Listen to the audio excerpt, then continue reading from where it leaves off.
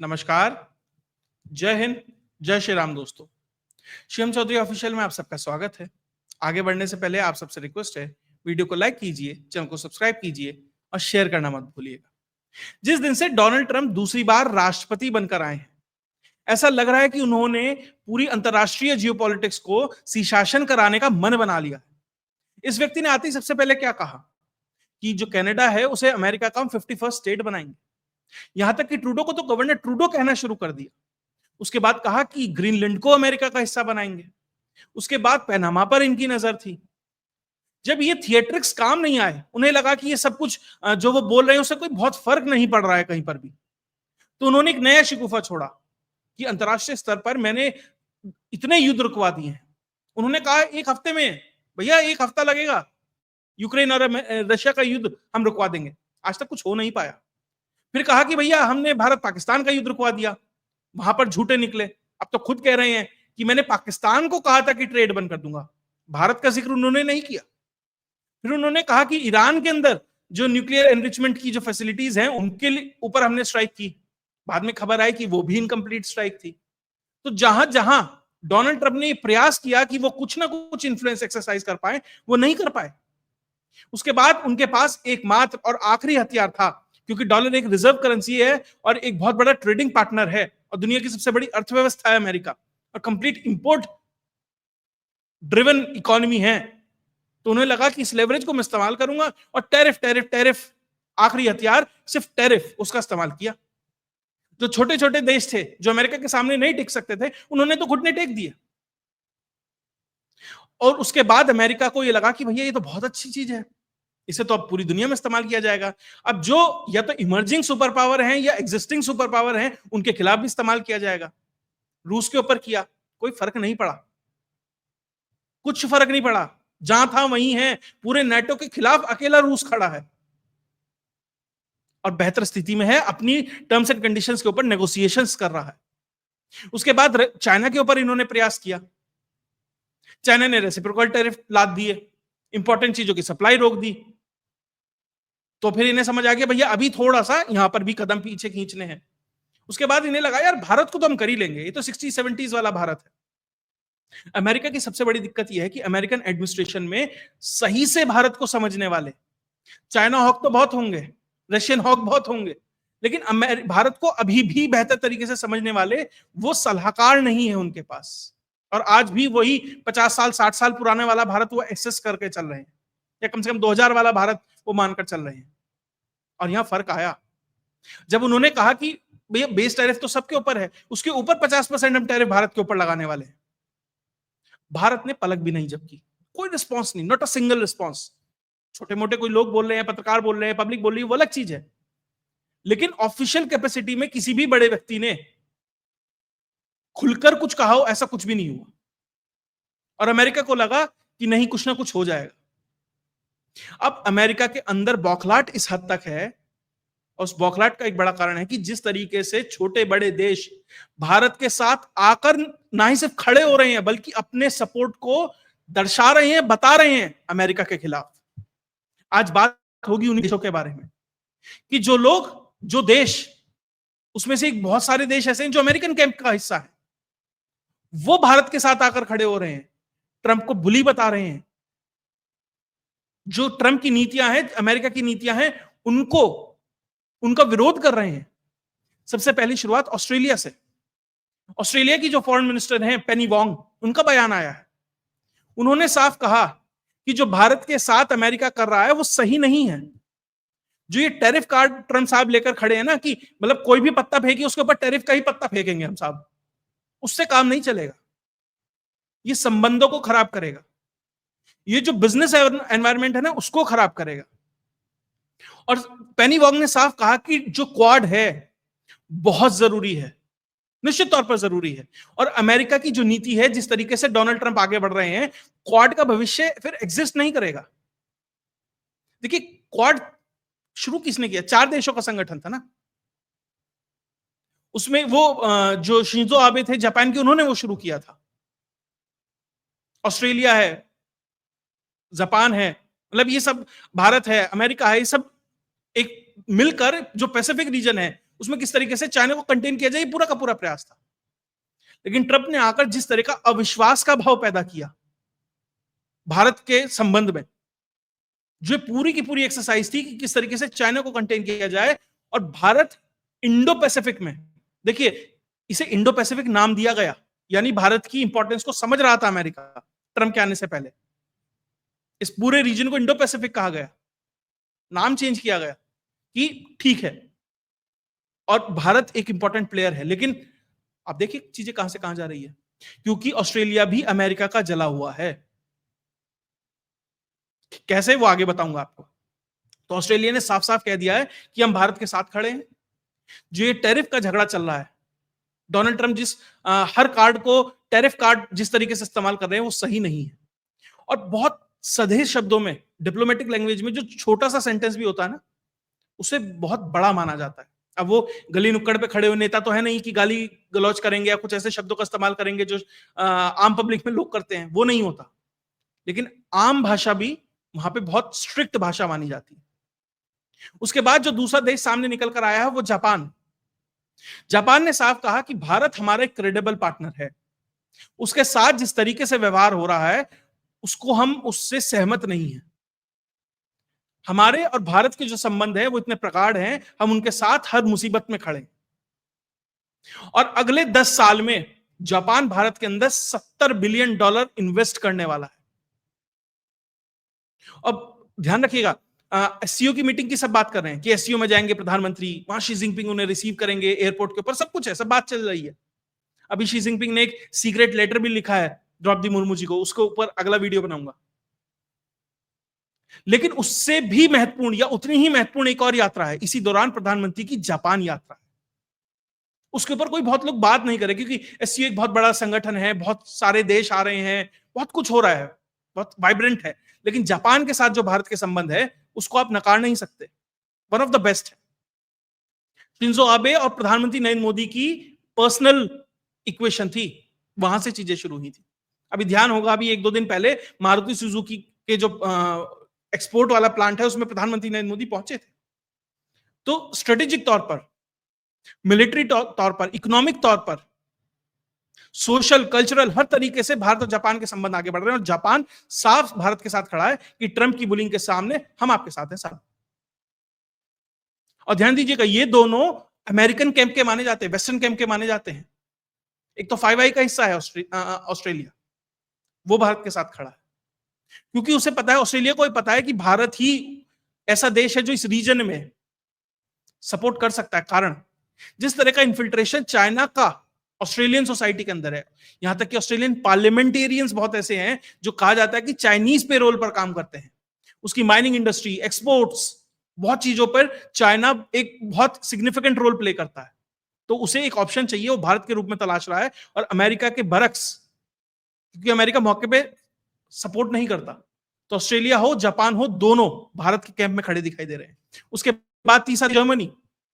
Germany में साफ कहा, उसकी तरफ से भी अब बयान आया। देखिए, अचानक से नहीं आ रहे हैं बयान, धीरे धीरे धीरे धीरे चीजों को कल्टीवेट किया जा रहा है।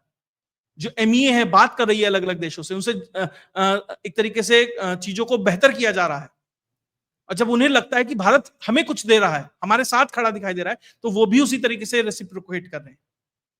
क्या कहा जर्मनी ने? जर्मनी ने कहा कि भैया, जो हम किसी टैरिफ वैरिफ में विश्वास नहीं रखते, हम तो जीरो टैरिफ पे विश्वास रखते हैं, धंधा करो साहब। और जो ट्रम्प कर रहा है, साफ विरोध में है। वो अलग बात है, ओलाफ शॉल्ज वहां जाकर ऐसे वो जैसे स्कूल टीचर बैठता है और पीछे स्टूडेंट बैठते हैं, बैठ गया, मजबूरी थी, क्योंकि एक रशिया का डर है। उन्हें भी लगता है कि कल को अगर रशिया कुछ करता है यूरोप के अंदर, तो भारत के थ्रू हम उसे काउंटर कर सकते हैं, उससे बात कर सकते हैं, बैक चैनल चीजें खोली जा सकती हैं। क्योंकि जिस तरीके से यूरोप अब अपने आप को खतरा महसूस कर रहा है, ट्रंप ने तो हाथ पीछे खींच लिए, हम तो नहीं देंगे यूक्रेन को हथियार। ट्रंप कह रहा है कि भैया, जो ये नेटो वाले हैं, जो यूरोपियन हैं, ये हथियार हमसे खरीदें, ये पैसा दें, तब हम रक्षा करेंगे। तो जो यूरोप है वो एक फिक्स में फंसा हुआ है कि जो सिक्योरिटी गारंटी थी वो तो हमें अमेरिका दे रहा था, और जो सप्लाई चेन था वो चाइना की तरफ से था, और दोनों ही बुली हो गए हैं। एक ने हथियार देने से पीछे खींच लिया कि भैया, अपना जो बजट है उसे बढ़ाओ, 5%, 10% करो। वो तब तक सुरक्षा के लिए अमेरिका पे डिपेंडेंट थे। और अपने सारे सप्लाई के लिए चाइना पे, और चाइना उधर से मोनोपोली बनाकर बैठा है। जिस दिन उसने सप्लाई चेन रोक दी, और खासकर कोविड के बाद उन्होंने उस वल्नरेबिलिटी जो है उस चीज को महसूस किया, तो वो अपना एक तीसरा ऑप्शन तलाश रहे हैं भारत के रूप में। और अभी सिर्फ जर्मनी नहीं, बहुत सारी यूरोपियन कंट्री आपको भारत के सपोर्ट में आते दिखाई देंगे। और अभी एक खबर आई थी, एक अखबार ने खबर छापी थी कि भैया डोनाल्ड ट्रंप ने 4-4 बार फोन किया, मोदी जी ने फोन नहीं उठाया। वो अखबार भी जर्मन था। खैर, अब दैनिक जागरण ने भी इसकी पुष्टि कर दी है, दैनिक जागरण में भी रिपोर्ट छपी है आज। तो कहा जा रहा था ना कि सरकार से एक और एजेंसी ने पूछा था, शायद एक अंतरराष्ट्रीय ने पूछा था, ये तीसरी एजेंसी हो गई अब। तो कंफर्म हो गया है, डोनाल्ड ट्रंप की तरफ से बार बार फोन किए जा रहे थे और इधर से कोई फोन नहीं उठा रहा था। उसके ऊपर एपिसोड किया है, आप जाकर देख सकते हैं पुराना, उसका क्या कारण था। लेकिन अब जर्मनी भी खुल के साथ है, क्योंकि सुरक्षा भी की गारंटी नहीं रही और सामान की गारंटी नहीं रही, और उसे अपने प्रोडक्ट के लिए मार्केट भी चाहिए, एक्सपर्टीज भी चाहिए, ह्यूमन रिसोर्स भी चाहिए, इन्वेस्टमेंट भी चाहिए, बहुत सारी चीजें हैं जो कोलैबोरेशन भारत के साथ कर सकता है। तो वो भी अब भारत के पक्ष में आपको खड़ा दिखाई दे रहा है। और पूरा यूरोपियन यूनियन ये मानकर चला जा रहा है कि इसी साल, प्रयास ये है कि इसी साल एफटीए कर लिया जाए यूरोप से। और यूरोप चाहता है कि अमेरिका से पहले जो एफटीए हो भारत के साथ हो। अमेरिका से जो संबंध है, जो यूरोपियन यूनियन है, उसका ये मत है कि जो अमेरिका एक तरीके से सिक्योरिटी के नाम पर जबरदस्ती हमारे से एफटीए करा रहा है कि हम सिक्योरिटी देंगे, हमसे एफटीए कीजिए, वो बुलिंग नहीं चलेगी। लेकिन भारत वो चीजें नहीं कर रहा है, भारत बराबर की बात कर रहा है, तो भारत के साथ एफटीए करने के लिए तैयार है। और जर्मनी उस सबका हिस्सा है, सबसे बड़ी इकॉनमी है उस ईयू की, तो उसकी आवाज जो है उसका महत्व है। ऑस्ट्रेलिया हो, जापान हो, जर्मनी हो, उसके बाद फ्रांस तो बल्कि सबसे पहले आया भारत के समर्थन में, और साफ कहा। और प्रधानमंत्री ने जो 15 अगस्त का भाषण दिया, जब कहा कि हम खुद का जेट का इंजन बना रहे हैं, उसमें कौन सपोर्ट कर रहा है? फ्रांस कर रहा है, साफरान कर रहा है, कंपनी है। वो कह रही है भैया ठीक है, आपको जी के F414 नहीं मिल रहे, हम करेंगे आपके साथ मिलकर काम, क्या दिक्कत है? क्योंकि फ्रांस भी अमेरिका का चला हुआ है। फ्रांस ने बिलियंस ऑफ डॉलर्स की एक पनडुब्बी की डील की थी ऑस्ट्रेलिया के साथ कि डीजल पावर्ड हम पनडुब्बियां देंगे। अमेरिका ने वो डील कैंसिल करा दी थी, और वो डील चली गई थी अमेरिका के पास। तो फ्रांस ने तभी तय कर लिया था, चोट पहुंचाइए ना, मौके पे हम भी पहुंचाएंगे। उसे भी इसमें मौका मिल रहा है, वो भी भारत के आके साथ आके खड़ा हो गया। अब भारत का तीसरा या चौथा सबसे बड़ा डिफेंस पार्टनर भी है, ट्रेड पार्टनर भी है बड़ा। और अभी तक जितने मैंने आपको देश बताए ना, सारे वेस्टर्न कैंप से आते हैं, और हर एक ने भारत के समर्थन में एक तरीके से डोनाल्ड ट्रंप को कह दिया कि हम भारत के साथ खड़े हैं। अब तक इनमें से ज्यादातर देश की तरफ से कभी चाइना के लिए वो सपोर्ट नहीं दिखाई दिया, भारत की तरफ दिखाई दे रहा है, क्योंकि भारत बुलिंग नहीं कर रहा है, कहीं आपको वल्नरेबल नहीं कर रहा है कि हम आपकी फला चीज की सप्लाई रोक देंगे, ये परेशानी कर देंगे। चाइना करता है, अमेरिका करता है। उसके बाद जो समर्थन आया वो फिनलैंड से आया, ये भी यूरोप का पार्ट है। अब देखिए, मैं कह रहा हूं ना, यूरोप में से बहुत सारे देश हैं, धीरे धीरे धीरे धीरे निकल के आएंगे। फिनलैंड की तरफ से जानकारी आई है, फिनलैंड के जो प्रधानमंत्री है अलेक्जेंडर स्टब, उनसे बातचीत हुई प्रधानमंत्री की कल। अब कहा तो जा रहा है कि भैया ट्रेड के ऊपर हुई है, टेक्नोलॉजी के ऊपर हुई है, सस्टेनेबिलिटी के ऊपर हुई है। महत्वपूर्ण उससे ज्यादा है कि कहा गया कि जो यूक्रेन कॉन्फ्लिक्ट है उसके ऊपर प्रधानमंत्री नरेंद्र मोदी से बात हुई है। आप ये देखिए, आज यूक्रेन कॉन्फ्लिक्ट में भी भारत एक इंपॉर्टेंट पार्टनर है, एक इंपॉर्टेंट फैक्टर है, क्योंकि वो समझते हैं, क्योंकि रशिया को इन्फ्लुएंस कर सकता है भारत। जब भारत के ऊपर लगातार ये टैरिफ वाला सब कुछ चल रहा था और बहुत कुछ अमेरिका की तरफ से बयान दिए जा रहे थे, उसके बाद जब डोवाल साहब वहां पर रशिया में मिलकर आए पुतिन की, उसके बाद यात्रा प्रस्तावित हुई पुतिन की। यानी उसका कहीं ना कहीं ये रोल है, वो नहीं चाहता रशिया कि मेरे चक्कर में जो मेरा देश है उसकी स्थिति इतनी हो जाए कि उसे दीवार से लगा दिया जाए। तो वो स्पेस चाहता है, लेकिन दूसरे के साथ मिलकर दोनों देश चल रहे हैं कि आपको एक लेवल से ज्यादा परेशानी नहीं होने देंगे, कुछ हम अपना सपोर्ट करेंगे। तो उसी तरीके से चीजें चल रही हैं। इसीलिए भारत एक फैक्टर बन रहा है यूक्रेन कॉन्फ्लिक्ट के अंदर। धीरे धीरे धीरे लोग सोच रहे हैं कि रशिया से आप वाया अमेरिका बात करेंगे तो बात नहीं बन पाएगी, तो वाया इंडिया बात कीजिए, शायद कुछ बात बन जाए। वो प्रयास किया जा रहा है। तो फिनलैंड भी एक तरीके से आप ये मानिए कि इस पूरे के पूरे फिएस्को के दौरान साथ खड़ा होना अलग चीज है, कम से कम सपोर्ट उसने एक तरीके से जाहिर कर दिया है। अब वो उसकी क्या दिक्कत परेशानियां, कहां तक वो साथ खड़ा हो पाएगा वो अलग बात है, लेकिन इनिशियल हिंट उसने देने शुरू कर दिए। छोटा सा देश है। उसके बाद रशिया और चाइना तो किस तरीके से भारत के साथ खड़े ही हैं। रशिया तो खड़ा ही है, वो तो सब जानते ही हैं, और चाइना मजबूरी में खड़ा होता दिखाई दे रहा है। उसने धीरे धीरे वो चीजों को सहज करने का प्रयास कर रहा है, ऑन पेपर ही सही। और भारत भी समझ रहा है कि भैया चाइना के साथ ज्यादा लवी डवी नहीं होना, सिर्फ ट्रांजेक्शनल रिलेशनशिप रखना है कि अच्छा इतना तू कर इतना मैं करूं, बस ठीक है, वहां तक चीजें हैं। एक प्रोफेशनल बिहेवियर जिसे कहते हैं। एक दोस्त वाला रशिया के साथ है, इसके साथ प्रोफेशनल। तो कम से कम 5 से 6 देश ऐसे हैं जिन्होंने अब तक खुलकर, जो वेस्टर्न कैंप से हैं, बड़े देश हैं, ऐसा नहीं है कि टटपूंजी से देश हैं, अच्छे अच्छे देश हैं जो इन्फ्लुएंस रखते हैं, वो भारत के समर्थन में आते दिखाई दे रहे हैं। और जो और दो बड़ी पावर है, रशिया है, चाइना है, वो भारत के साथ है। और छोटे छोटे देश हैं, मॉरिशियस वगैरह, इनकी तरफ से भी बहुत सारे ऐसे बयान आए हैं। अगर इन चीजों को मैं कैलकुलेट करूं, कम से कम ये 2 दर्जन से ऊपर से ज्यादा ऐसे देश हैं जो भारत के साथ खड़े दिखाई दे रहे हैं, प्रत्यक्ष रूप से, जिन्होंने पब्लिकली बोला है आके। 6-7 तो वो नाम बताए जो प्रोमिनेंट है, छोटे मोटे सब मिला लें तो बड़ा नंबर हो जाता है। और ये वो चीज है जो ट्रंप प्रशासन को अब इस हद तक रेटल कर रही है, उसे इस हद तक परेशान कर रही है, बौखला गए हैं। और वो उनके प्रशासन से आते हुए बयानों से नजर आ रहा है।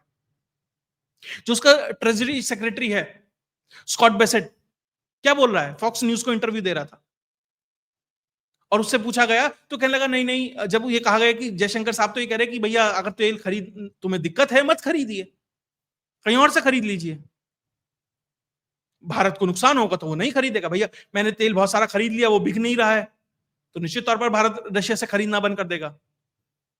तो आप मत खरीदिए, हमारा बिकना बंद हो जाएगा, हम खरीदना बंद कर देंगे। जब ये सवाल पूछा गया फॉक्स न्यूज की तरफ से तो जवाब नहीं दिया, था ही नहीं जवाब, क्या देता जवाब। कहने लगा नहीं नहीं साहब, वो बहुत कॉम्प्लेक्स रिलेशनशिप है भारत की और उनकी, भारत की और यूएस की, और मोदी बहुत अच्छे दोस्त हैं ट्रंप के, और इस तरीके से उसने जलेबी तलनी शुरू कर दी।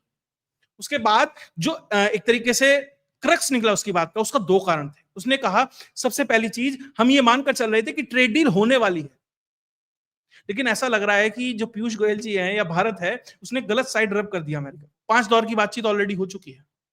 जो शॉर्ट शॉर्ट मान के चल रहे थे, स्कॉट बेसेट, ये पीटर नवारो और ये जो बड़े बड़े लोग थे, सोच रहे थे भैया बस कमरे में जाएंगे और ऐसे फेंकेंगे पीयूष गोयल के सामने दस्तावेज, कहेंगे यहाँ साइन करो इस पेज पे और हो जाएगा ट्रेड डील। ऐसा तो नहीं हो रहा। और अगर भारत इस तरीके से नेगोशिएट करेगा तो ये एक तरीके से और बहुत सारे देशों को उकसाएगा कि आप भी बेहतर तरीके से ट्रेड डील कीजिए। ईयू को कहेगा, मतलब एक तरीके से मैसेज जाएगा। अमेरिका को यह भी खतरा है। और वही चीज निकल के आई कि हमने सोचा ट्रेड डील हो जाएगी, लेकिन हो नहीं पा रही है। मुझे तो लगा था मई तक हो जाएगी, मई गए हुए 3-4 महीने हो गए साहब, और इस साल हो जाएगी कोई गारंटी नहीं है। अभी जल्दी लगता भी नहीं, साल भर 1.5 साल कहीं ट्रेड डील जैसी स्थिति कुछ बन पा रही है। और रशियन ऑयल अब तो ये कहना शुरू कर दिया कि भैया ये रशियन फाइनेंस्ड वॉर नहीं है, मोदी फाइनेंस्ड वॉर है। अगर आज भारत रशियन क्रूड खरीदना बंद कर दे तो आप ये मानिए $150 के पार पहुंच जाएगा क्रूड ऑयल। अमेरिका में जिस तरह का इन्फ्लेशन है, जिस तरह की दिक्कत परेशानियां वहां चल रही हैं, टैरिफ के बाद जिस तरीके से चीजें महंगी हो रही हैं, साहब आप नहीं झेल पाएंगे उस चीज को। फिर कहां जाएंगे, फिर कहेंगे फिर खरीदो, पहले तुमने ही कहा था खरीदो। तो वो जो बौखलाहट है ना ट्रंप प्रशासन के अंदर, वो साफ दिखाई, इसलिए 4-4 बार फोन किया जा रहा है, अब फोन नहीं उठाया जा रहा है। अब आपको इतनी हिम्मत थी, आपको इतना ही था कि भारत को हम ऐसे दबा देंगे इस तरीके, तो फार्मा पे लगाते ना टैरिफ, आईटी पे लगाते, एप्पल को मना लो, चला जाएगा अमेरिका वापस। नहीं हो पा रहा ना। भारत बहुत धीरे धीरे, जो ट्रंप है वो बहुत अधीर हो रहा है, और वो जितना फ्रस्ट्रेट होगा, जितना एक्साइट होगा, उतनी ज्यादा गलतियां करेगा। उसी चीज का इंतजार है दुनिया को और खासकर भारत को। ये जितनी जल्दी फ्रस्ट्रेशन के अंदर, एक्साइटमेंट के अंदर जितनी गलतियां करेगा, भारत उसका उतना फायदा उठाएगा और धीरे धीरे चीजों को आगे ले जाए। और किस तरीके से अमेरिका में महंगाई मुंह बाय खड़ी है, इसके ऊपर भी एक डिटेल्ड एपिसोड किया जाएगा कि अब ट्रंप को दुनिया से खतरा नहीं है, रशियन ऑयल से खतरा नहीं है, भारत से खतरा नहीं है, चाइना के एआई से, चाइना के हथियारों से खतरा नहीं है। अब ट्रंप को दिक्कत होने वाली है अमेरिका की पब्लिक से। जब उसके खाने से लेकर, पहनने से लेकर, उसके घर तक हर चीज मतलब मल्टीपल फोल्ड में जब महंगाई बढ़ने वाली है, तब उसे पता लगेगा कि उसने कहां पर पैर डाला है। और भारत को उसी समय का इंतजार है। इसलिए चीजों को बहुत सहजता के साथ धीरे धीरे धीरे धीरे पका के खाया जा रहा है, आगे बढ़ा जा रहा है। निश्चित तौर पर भारत को नुकसान होगा, मैं ये नहीं कह रहा भारत को नुकसान नहीं होगा। अब कुछ लोग आ गए हैं, रघुराम राजन जैसे, अरे साहब वो एक कंपनी को फायदा हो रहा है और जो फायदा और उसकी वजह से इतने लोगों को नुकसान हो रहा है, तो भैया ऐसा करो उस कंपनी का जो प्रॉफिट है वो इन लोगों में बांट दो। मेरा सवाल यह है कि अगर वो कंपनी ये चीज नहीं कर रही है, भारत अगर ये क्रूड ऑयल नहीं खरीद रहा है, तो आप मानते हैं अंतरराष्ट्रीय बाजार में तेल कितना महंगा होगा? वो तो फिर पूरी दुनिया को ही फर्क डालेगा। बहुत सारी चीजें हैं जिनको हमें कैलकुलेट और रिकैलकुलेट ऐसे ही नहीं कह देना कि आप बहुत बड़े अर्थशास्त्री थे तो कुछ भी कह दें। सबको पता है आपकी एलिजियंस कहां है, किससे जुड़े हुए हैं, किसने आपको आरबीआई का गवर्नर बनवाया। तो इसलिए चीजों को भारत पे ही छोड़ दें। भारत में बहुत सारे इकोनॉमिस्ट हैं, बहुत सारा जो ये सिस्टम है वो अपने आप चीजों को मैनेज कर लेगा। आप जहां पढ़ा रहे हैं पढ़ाते रहिए। खैर, इस पे आगे और जो भी डेवलपमेंट आएगी वो सब आपको लेके आते रहेंगे, लेकिन फिलहाल ऐसा लग रहा है कि धीरे धीरे धीरे दुनिया के जितने प्रमुख देश हैं और छोटे छोटे बहुत सारे देश हैं, वो भारत के पीछे लामबंद होते दिखाई दे रहे हैं। और उन्हें समझ आ रहा है कि अब ये एक यूनिपोलर वर्ल्ड नहीं है, बाइपोलर वर्ल्ड नहीं है, मल्टीपोलर वर्ल्ड है, और उसमें भी भारत की एक महत्वपूर्ण भूमिका है। अब बस भारत को एक और चीज करनी है कि धीरे धीरे, या कहें धीरे धीरे प्रोसेस में, लेकिन काफी तेजी से अपनी इकोनॉमी को एक साइजेबल अगर नंबर तक ले जाए, तो फिर ये ट्रंप वाली जो ये टैरिफ वाली बुलिंग है ना, इसमें भी आपको कमी दिखाई देगी। खैर, अभी बहुत सारे लोग साथ आ गए हैं। देखना है चीजें आगे कैसे रोल आउट होती है। जो भी इस पे डेवलपमेंट होगी वो आपके साथ लेके आता रहूंगा। अगर आपको वीडियो विश्लेषण अच्छा लगा तो वीडियो को लाइक कीजिए, चैनल को सब्सक्राइब कीजिए और शेयर करना मत भूलिएगा। जय हिंद, जय भारत।